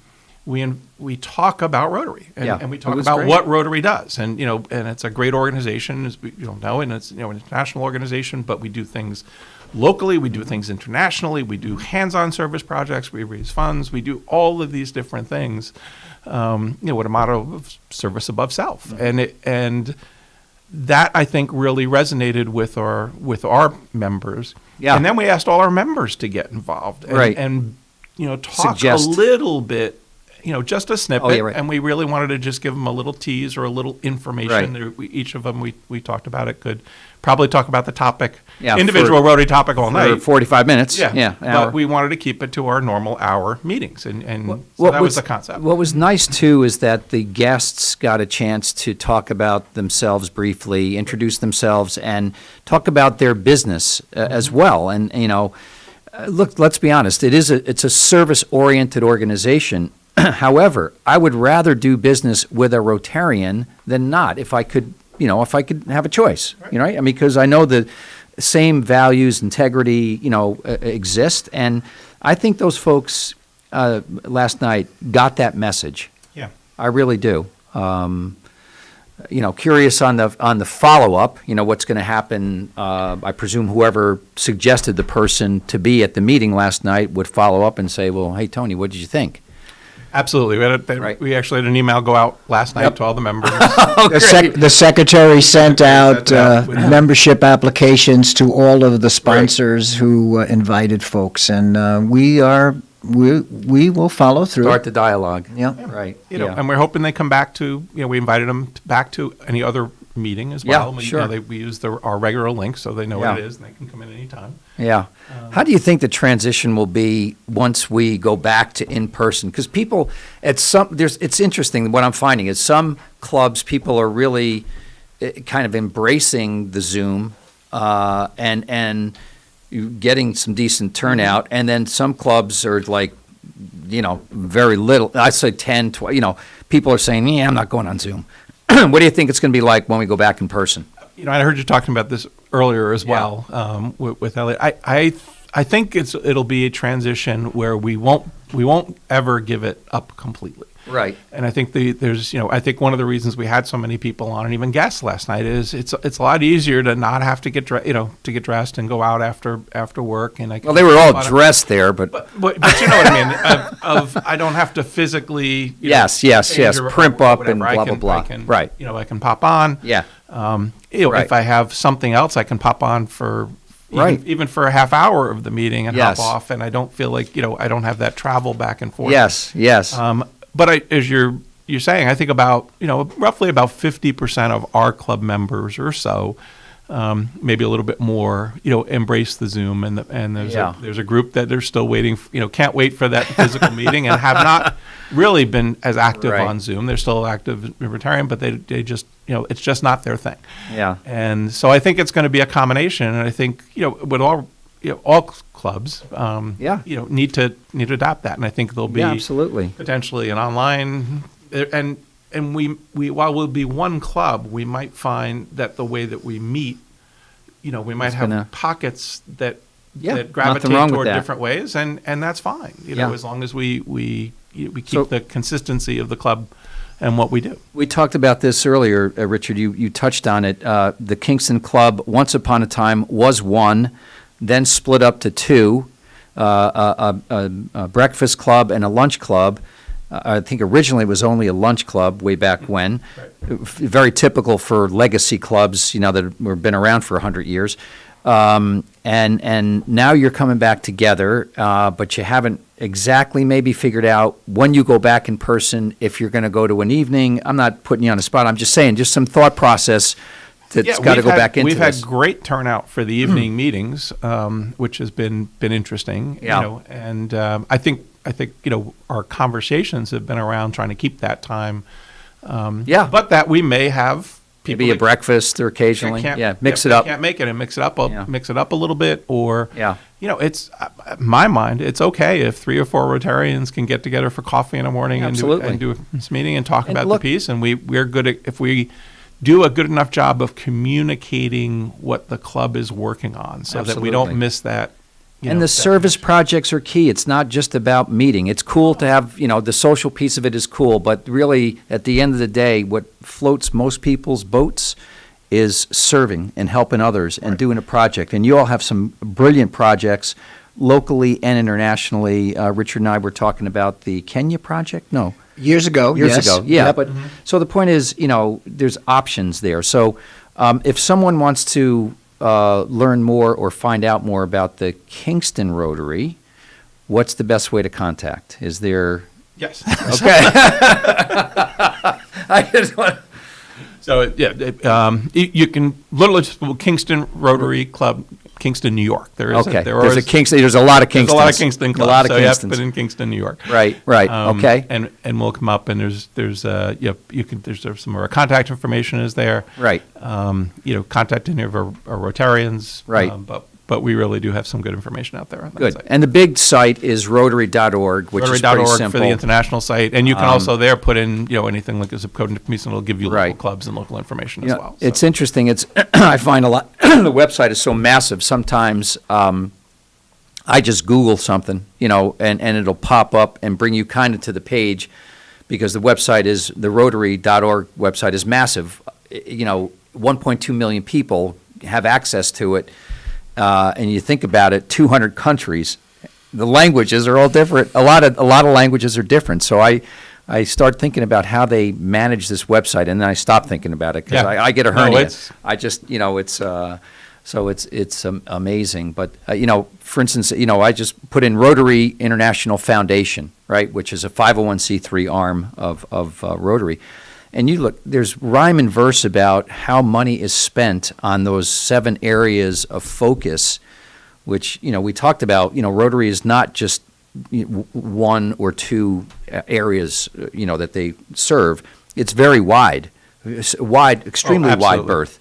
In fact, someone asked at one of our district meetings, and we go pretty soon, I think, is do you expect Rotary to get involved in vaccine distribution? Because we do polio distribution, right. And our president, Holger Kanak, basically said it all depends on the country. In some countries, we can get in and use the same machinery and framework that we use to administer polio vaccines. It's possible, it's a little bit more involved with a medical team, because you have to actually administer a shot as opposed to a drop. But he said it's possible for us to do that. So just think about that as a. And I can see us, even if we're not able to, provide that physical medical person, just our contact in many of these countries, and how amazing Rotary has thought about may allow us to help get into some areas where other organizations or Yeah. governments or different people don't, and we've created so much credibility in those with our polio organization because was, as you know, that was Amazing. always thought of in some countries they didn't want to take it. because Yeah, of yeah, the yeah, way yeah, we yeah. Did a lot of education, so I think that'll have a lot of Yeah. credibility as we go forward. Absolutely. We have about no time. 1 minute. Go ahead. Well, only that, we are talking about the vast expanse of the Rotary Network, but as I mentioned the other night when we were all together, I'm reminded of what Margaret Mead said, never doubt that a small group of thoughtful, committed individuals can change the world. In fact, it's the only thing that ever has. And if we start small, think locally, act globally, to paraphrase Pete Seeger, we start home, we keep it honest, and it grows of itself. It takes a life of its own. It's very organic, and as the three of us I know we're all very proud to be Rotarians. It's a mission, actually, in a manner of speaking. Yep, it is. All right, Bill Calderera, thanks for all you do. Service, Ulster Savings Bank, a million other things. Run for office, Bill, president. I learned the lesson. All right, yeah, smart guy. All right, Lawrence, take us away. You're listening to Kingston Community Radio on WGHQ Kingston. On your radio at 920 AM and 92.5 FM, and also online at mykcr.org. On top of first-class care, you will never receive a bill. The only thing we had to worry about was just keeping Azalea comfortable. St. Jude saved her life. Finding cures, saving children. Learn more at stjude.org. A message from the American Migraine Foundation. It's an absolute nightmare. There's pain that does not stop. I feel trapped by migraine. Migraine is a disabling disease. I feel like I'm dying. You feel like the world's closing in on you. There's nothing you can do. It's like you're trapped in your head. There's no escaping it. You can't leave your body. Don't suffer alone. Make your move against migraine. Visit AmericanMigraineFoundation.org to find help, learn more, and get connected. We are Lions. We bring hope where it's needed. We are a global force for good. Support causes that matter. Change lives. Change communities. Change the world. We can do more together than we can alone. Join in. Experience the joy of serving. Be part of the movement. Give back. Let's unite the world for good. We are Lions. You can be too. Visit weserve.org. Everyone is talking about healthcare these days. America spends twice that of other developed countries on our healthcare system, yet our health ranks near the bottom. How can we stop spending so much and getting so little? By shifting to a system that gives more patients access to strong primary care. Primary care can help make America healthy again. To learn more about the benefits of primary care, visit www.healthisprimary.org. This message is brought to you by America's Family Physicians.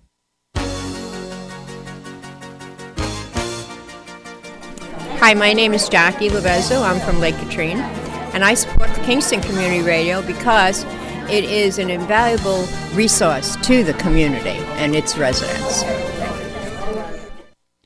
This portion of Kingston Community Radio is brought to you by Ulster Savings Bank. Visit their newest branch, conveniently located at the Ulster Commons Plaza in Lake Katrine. Experience the difference that local community banking offers with the convenience of another great location, easy access, plenty of parking, and a 24-hour ATM. Ulster Savings Bank, invested in community, invested in you. Member FDIC. Mr. Catabiani. You can do that. If my kids are paying attention, I would like them to take note. Hey, we're back, folks. We're having a great time in the studio. As you can tell, this is Thunder Thursday. This is Tony Marmo. Richard Catabiani, glad to be with everyone. Yep, it's great having you here today, Richard. It's always fun. And we're joined by Lisa Moriello Berger. We're going to stick your callers in, but we're going to introduce you first, and the Ulster County Tourism Director. Yes. And thank you for being with us today. You're a regular here, so there's a lot going on and a lot more to go on. Mm-hmm. And Richard he's done research on you. Oh, good. I can't wait. Well, the first thing I want to say, it's really great to see you again, Miss Moriello, because I remember you in my 11th grade American literature class, and I remember your brother Michael as well. So I would like to tell, when you next see your brother Michael, would you remind him that he still owes me a vocabulary quiz, please? He does. I'm certain. Okay, He does. okay. And I also want to say that when I first got a job at New Paltz High School, the name Moriello was really quite remarkable. And your dad, whom I've met many, many years ago, held the record for the 100-yard dash at Really? New Paltz High School until well after both you and Michael graduated. Wow. And I'm very impressed with that. He is just an all-around great guy, just to and let you know. Right, thank you. Thank you for those kind words about him. Yeah, and a fantastic athlete. He held the 100-yard dash record, the long jump record, I think, and the triple jump jump record until I came into high school. And then the jumping records were broken, but the 100-yard dash was 10 flat. Wow. Yeah. He was quite an athlete. Wow. Yeah. So Did he play other sports? he was a great football player, Yeah. a fantastic basketball player. He never loved baseball. It was the funniest thing. Interesting. He Probably always- moved too slow. That's what he said. He Yeah. always wanted something that Yeah, was faster. going. Yeah. And I remember he was also a ski instructor way back when. kidding. Oh yeah, He was a professional. He had the professional ski instructor designation. wow. Yeah. That's how come we all still ski like crazy to this day. Wow. And probably ski well, not just ski. You had to bring, from the time we were 4, it was Yeah. like you have to carry your own stuff. Yeah, right. That was the rule. Yeah. If you're going to go skiing, you have to carry your which own is a stuff. So. Right, which is a pain. So there was none of that. Let me carry your stuff for you in my family. So I know you have a guest who's on the air, but if you want to give a little, overview or introduce him or go to some other tourism stuff, whatever you want to do. Well, we're 44 days away from the vernal equinox, away from spring. Yay! And the days are getting longer by the moment. And Martin Brune is on the phone with us today. He is the founder of the the Woodstock Women's Grand Prix, which is a professional cycling race for women professional bikers. It takes place in Woodstock. Last year, they couldn't do it. And he's looking at doing a different kind of a race, hopefully in Uptown Kingston. So this Is year. it a virtual race? Martin. Hello, Martin. Well, hello, everyone, and Hey, Marty. the audience listening. I now know more about Lisa because no one ever had shared her background, and now knowing where she's coming from athletic-wise is probably one of the reasons over the last almost 9 years, Lisa's been my biggest champion for bringing competitive cycling to Ulster County. And we opted years ago to focus solely upon women for a multitude of reasons. Maybe we were trendsetters, who knows, but it's proven a boom for us. And the Women's Woodstock Cycling Grand Prix would have been, as Lisa pointed out, our 8th annual last year, but with everything going on in the world, we were one of the first events in solidarity to the movement to kind of deal with it, to literally cancel our event. We didn't postpone it. We didn't try to find another date. We actually canceled it. And in doing so, I think it made us feel good that we're supporting this focus upon wellness for the betterment of the world. And Ulster County, Pat Ryan, and Lisa were some of my biggest supporters in that decision. But what we ended up doing, everyone, is that we kind of thought about, wow, if we don't have it this year, because I think the second quarter of this year will probably be not about mass gathering, and certainly not about Canadian athletes crossing the border or coming from other states with all of the travel restrictions. We opted for this idea, and Lisa has been really intrigued by it, is to go, as you said, virtual. And it's now part of what we call esports. And on March 19th, that weekend, we're going to take our shorter road race, because this bike race that goes through all of Upper Ulster County, it's a point-to-point for women only, and it's 62 miles. It all sort of high point of the event is going over Meads Mountain Road by the Dalai Lama's North American headquarters. So it's a really incredible course. I mean, it's international caliber bicycle race course, but we also have a shorter version that includes the mountain, and we're going to do that virtually. And we hope that'll be unique. And I think also for everyone on the call, it's something that one can watch on YouTube or Facebook. And we've been told that we may have a global audience of up to 70,000 people or more. And I think when you look at tourism and from Lisa's perspective, that's a great way. Woodstock, New York, and Ulster County. So that's kind of an overview where we're at. So, Martin, that's really quite remarkable. Can you talk a little bit more about the virtual component of the race? Because when we did a cap-to-cap run for a Rotary fundraiser, because the COVID basically squashed the real event in real time, we gave our runners a week ahead of the date and a week after the date to complete the event. Are you doing a window of time, or is everything based in real time? In other words, do your cyclists have a week ahead of the event and a week behind the event to complete everything? Well, it's an interesting perspective. We could have done that, but what we're opting to do is, and this is also a fundraiser, the event is a fundraiser for the Boys and Girls Club of Ulster County and the Woodstock Fire Department. So what we do is, in this case, since it's new to us, and we're working with a British company called RTG, their platform is very sophisticated. What we're going to do is have it actually a race weekend. The riders will prepare for it. They'll compete. They'll enter up until the night before, and then on either March 19th or 20th, I have to confirm that date, by the way, they will compete against each other, and it will be set up by this platform, and they'll be racing in real time. If we do it similar, pardon my voice, to other promoters, we may be able to have actually video cam of the athletes doing their thing in their respective homes and the like. But it's not quite like your experience with running.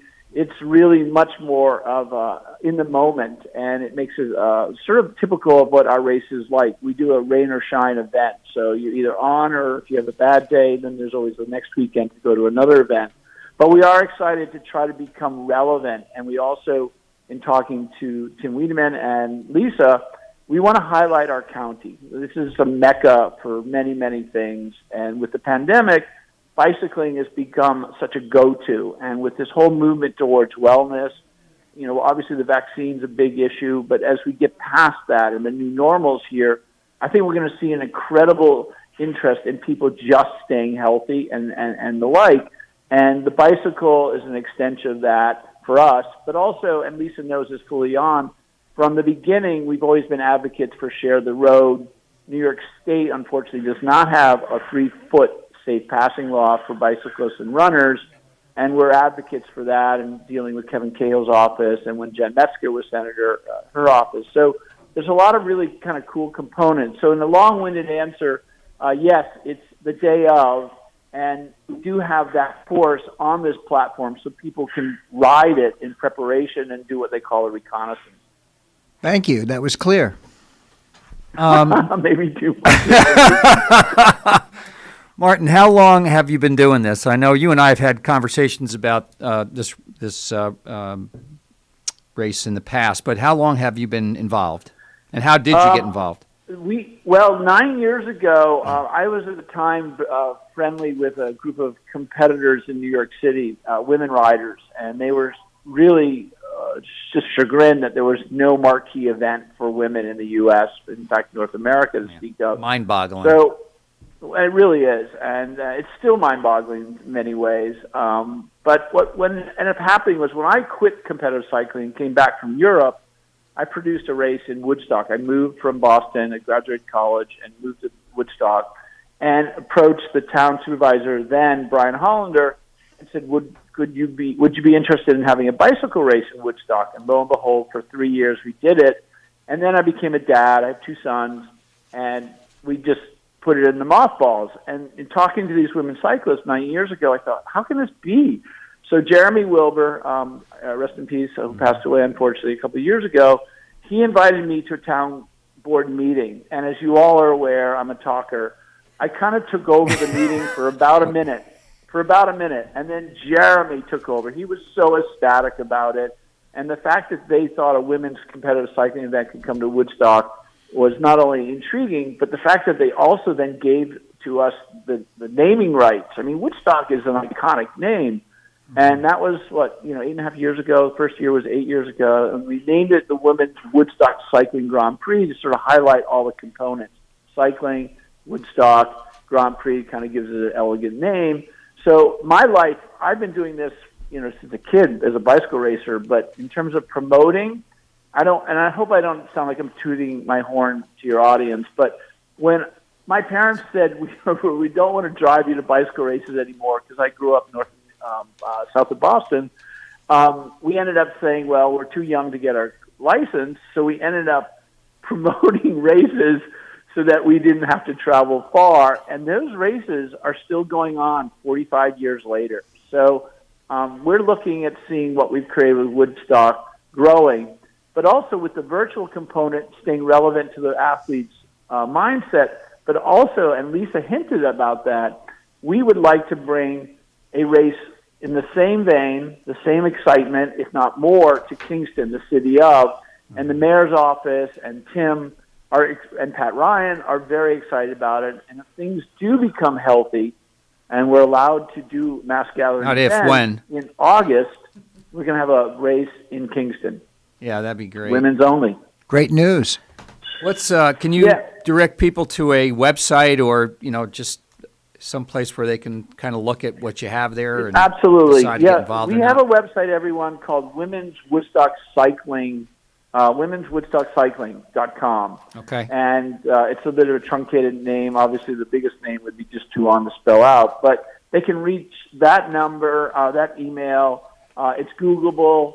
And I think Lisa's office, they've become increasingly positive about what we're doing. They could probably be a great conduit for people interested. We're excited about it. Bicycling is something that should highlight our county at a higher level. Making the road safer for motorists, bicyclists, that we share the road is key. Wellness and highlighting groups like the Boys and Girls Club and the fire department. When we do the Kingston race, it's going to work closely with Christine Hine and the People's Place. So we have this component that's all about community. And I think that makes us, and I know this sounds a little arrogant, but I think this makes us incredibly unique in North America in that our event is growing. I mean, now we have a component, if you will, in Kingston. Tim Rogers would like us to do a race for women in 2023 in New Paltz.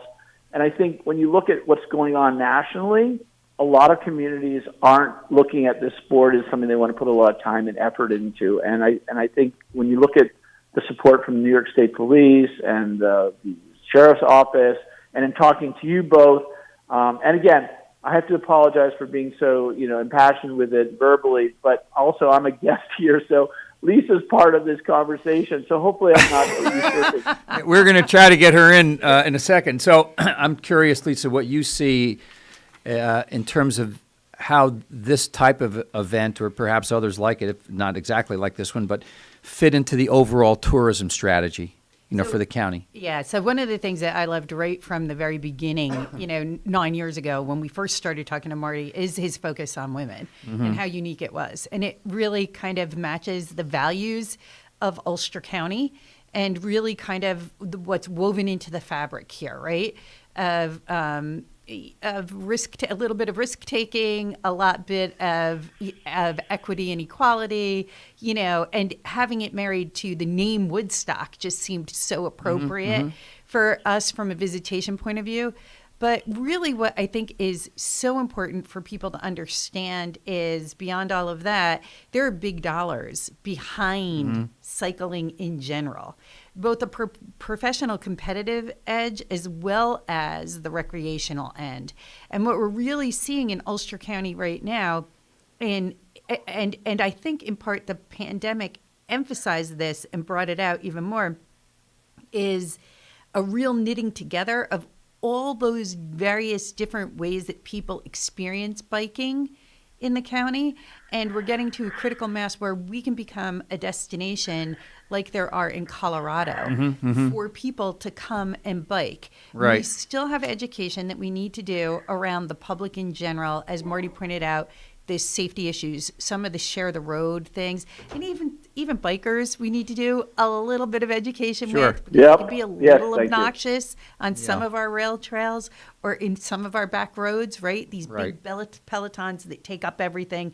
So we need to do a little bit of education there, but we also need to start investing in support infrastructure and in helping people get to the places where they can bike and ride safely and have a great time, no matter what their level is. So that's really where we're focused. The analogy to Colorado is a good one, because that's what I think of Colorado. I think of kind of a healthy state. I used to ski out there, but even one of my sons was thinking about going to college out there at University of Colorado, and all I can remember is a lot of in-shape people on bicycles all over the place, and we could become this. The question I have has to do with the influx of the New York City folks and do you see them as a potential market for this as well, right? During the pandemic, they've been dying for some place to come, and lucky for us, for years,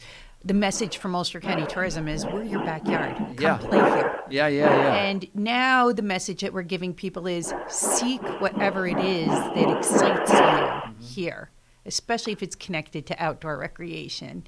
And people can bring their bikes up on Metro North. Yeah.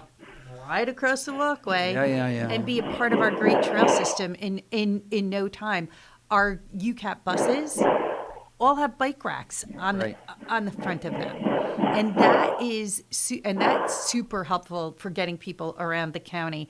But I think that people from New York City were looking for a place to be outside, and now and they've come here. Right, Marty, you have some construction going on in your background. Yeah, sorry about that, everyone. It's funny, and it's a friend of mine that's a friend of Lisa Berger's as well, Robert Earhart. Working on a project there.